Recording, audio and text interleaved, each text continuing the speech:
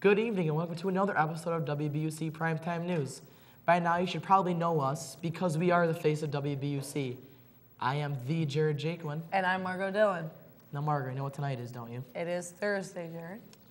No, actually it's wing night at Old City. $1 wings, all you can eat.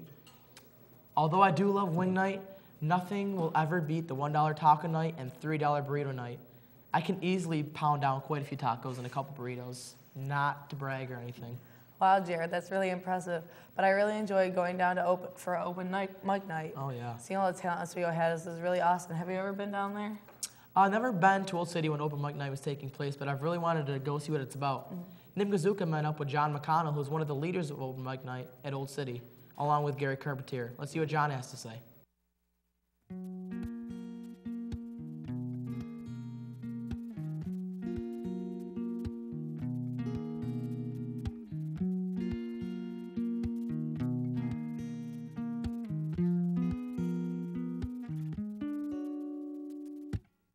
Hello, my name is Nick Mizuka, reporting for WBuck TV. Today my guest is John McConnell. Thank you for joining us today. My pleasure to be here, Nick. Thanks for having me. What are some of your influences as a musician?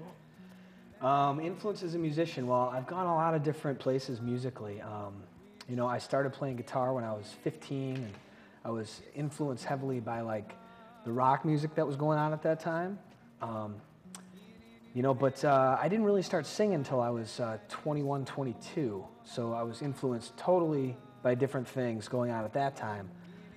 Jack Johnson, Dave Matthews, and that kind of stuff kind of propelled me into what I'm doing today. Are there any other people that influenced you, like family members, Oh, absolutely. musicians? Absolutely. My parents have been supportive the whole way. Couldn't have done it without them. I mean, friends, family. It takes a whole army of people to get behind you and support you to do this type of thing.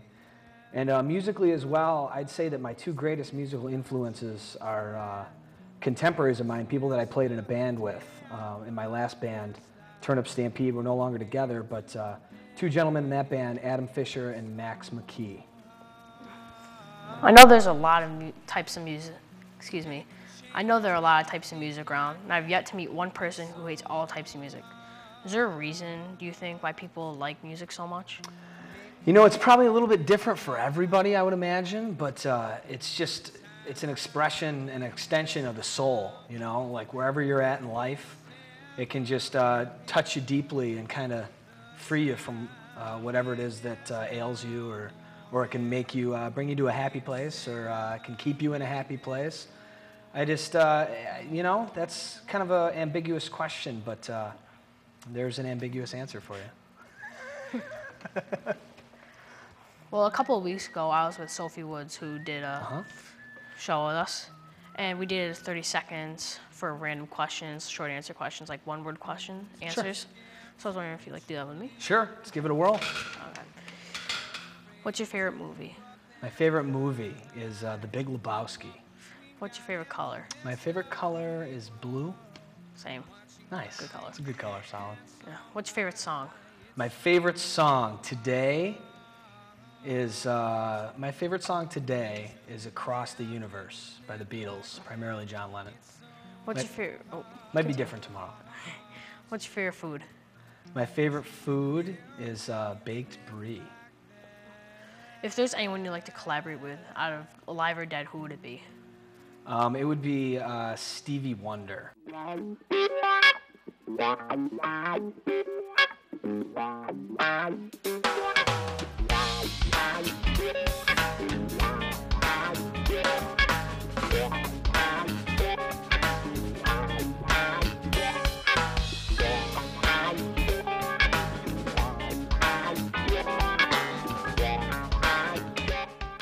I understand you have an album coming out. What is it called? Well, actually, I have it right here. It's been out for a while now, but this is my first full-length studio album, and I'm working on my second one right now. It's called It's About Time. Do you know when the second one will be released? Hopefully within the next 5 to 6 months, optimistically. I'm in pre-production right now. I'm kind of working out, lyrics on songs and adding a bridge here or there. And And so I haven't gotten into the studio yet, but this pre-production work is really equally as important as the studio work. Where do you see yourself in the future? With your... You know, interesting question. You know, I'd like to continue on, you know, doing what I love to do for a living, which is what I do right now. You know, I get to play music, and that's what I'm doing solely for survival at this point. And I'm really loving it, and I've met a lot of great people on the way and had a lot of great times. And you know, I'd like to continue to live off of music in whatever capacity or form, you know, that may be. What are your favorite local places to play in Oswego? My favorite local place to play in Oswego is Old City Hall. And I actually, I've had the pleasure of hosting an open mic there on Tuesdays for quite a long time. And, you know, probably about a year and a half ago, a little longer, I switched the times of the open mic to where it was accessible during the evening. So the open mic runs from 6:30 to 10, and we take a little break and then do it again later. But the 6:30 to 10 slot allows for all ages to come and perform. So that's been really great. And I've gotten a chance to meet some great people, you know, some high school students here.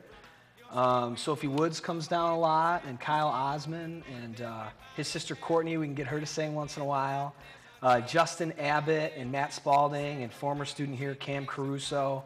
And there's some others that I failed to mention, and I'm sorry. But there's been a bunch of them that have come down, and that's been neat too. That's kind of allowed me to step back from the music a little bit and to take on more of an audio engineering role and like a sort of a mentoring role as well. Very cool. And also big shout outs to Sydney and Maddie Leroy, just because. I think that's all the time we have today. Tune in next week on Thursday for another episode of WBuck TV. I'm Nick Mazuka. Or to say thank you, then that's what you should do. He's not in vain, but I'll be okay, 'cause I got 2 eyes open and 2 feet on the floor today. 2 eyes open and 2 feet on the floor today. That's so much. Jared, that really sounds interesting. I think you should try it on an open mic night.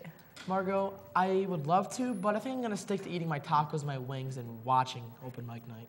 Well, you know, speaking of Old City, did you hear about the recent news with Mr. Canale? Is this news good or bad? Well, of course it's good news. It's Mr. Canale.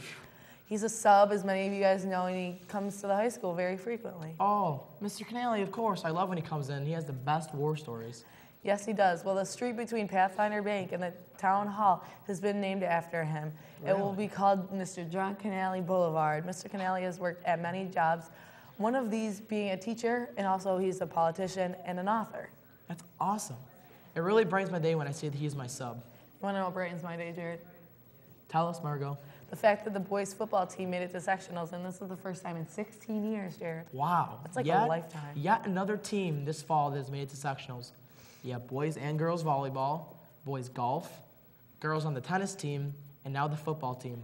Not only a school of excellence, but the athletics are also pretty good. Very well put, Jared. Thank you. You know what other team's going to be making sectionals this spring? Well, of course, girls softball. And boys lacrosse. I'm really excited for the season to start. I can tell. No. You want to know what I heard about that really bugs me? Oh, do share, Margot. The fact that it was proposed that students will need to take 5 Regents exams, but they get to pick the 5th one. Are you serious? I can't believe it. That's crazy.